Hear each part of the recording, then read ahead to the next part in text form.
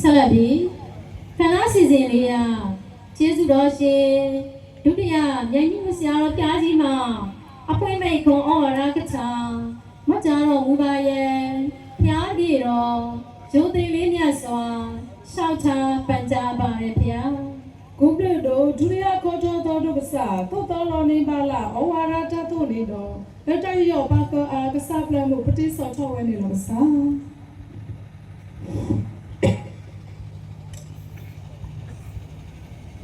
မတော်ဝါနာ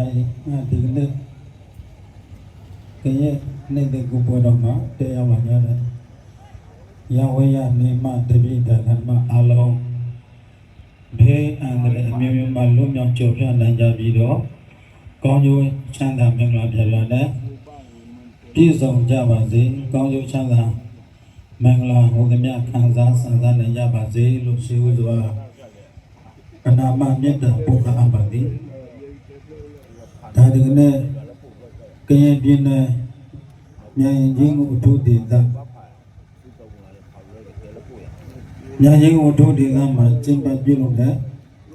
ကရင်မျိုးသားနှစ်သိကူပွဲတော်ကိုတက်ရောက်လာကြသောနိုင်ငံတော်တပ်မတော်နဲ့အတူတကွကရင်လက်နက်ကိုင်အဖွဲ့အစည်းများအခြားသောလက်နက်ကိုင်အဖွဲ့အစည်းများရဝဲရနေမှတပိတကာတကာမများအားလုံးအပေါင်းတို့ကရင်နဲ့တဲ့ဦးနဲ့ပတ်သက်လို့ရှိရင်တာဝန်ရှိပုဂ္ဂိုလ်များမှအသီးသီးဖတ်ပြရှင်းလင်းနေဖြစ်ပါ၍ဆရာတော်နဲ့